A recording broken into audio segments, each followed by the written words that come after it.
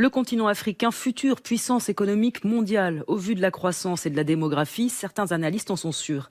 Et le fait que les grandes écoles françaises commencent à s'implanter en Afrique est un signe. L'industrie est à la recherche d'employés hautement qualifiés. Centrale et l'ESSEC sont au Maroc. L'Université de Paris-Dauphine, elle, a choisi la Tunisie. Dauphine est classée 38e mondiale au rang des meilleures grandes écoles. À Paris, c'est un établissement public. À Tunis, un institut privé, plutôt réservé donc à des étudiants aisés. Mais pas seulement, puisque les étudiants boursiers peuvent être parrainés par leur futur employeur. Reportage Rim Matlouti et Ressus Rodriguez-Martins. Dans cette classe de l'Université Dauphine à Tunis, il y a seulement 5 étudiants. Tous suivent un cours spécialisé sur l'intelligence artificielle. Yosser est en master de Big Data, une formation centrée sur la gestion de mégadonnées, un enseignement très demandé dans le monde et généralement peu dispensé dans les écoles. Il est proposé à Tunis grâce à l'extension de l'Université Dauphine, une spécialité destinée aux meilleurs étudiants du pays.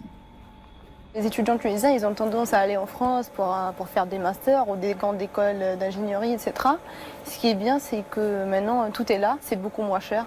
Si on compare, si on paye les frais de scolarité à Tunis Dauphine ou autre, alors si on compare ça à la vie en France, avec les frais d'hébergement, avec les frais de... Déjà, les papiers, déjà, et les visas.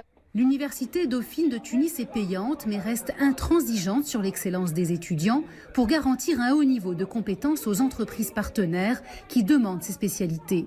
Yosser est parrainé par son futur employeur. Il paie sa bourse d'études ainsi qu'un salaire et signera son futur CDD de 5 ans.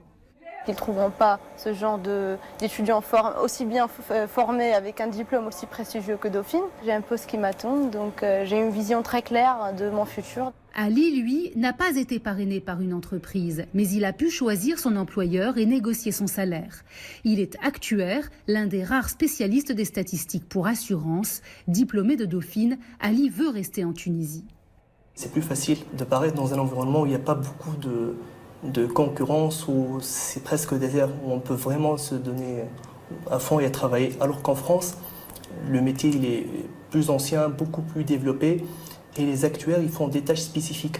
C'est-à-dire qu'il y a un actuaire pour la tarification, un actuaire pour le calcul des provisions, alors qu'ici, vu qu'il n'y a pas d'actuaire, on fait tout. L'objectif principal de l'université française est de garder les cerveaux en Tunisie. Ce directeur d'une grande société d'assurance est convaincu que c'est la bonne stratégie. Il a la garantie que les étudiants qu'il finance resteront chez lui. Ce contrat sert réellement à fidéliser l'étudiant ou le futur employé et à créer ce sentiment d'appartenance. La Tunisie est un marché prometteur pour les grandes écoles françaises, les plus prestigieuses mises sur le continent africain où se joue l'avenir du secteur informatique.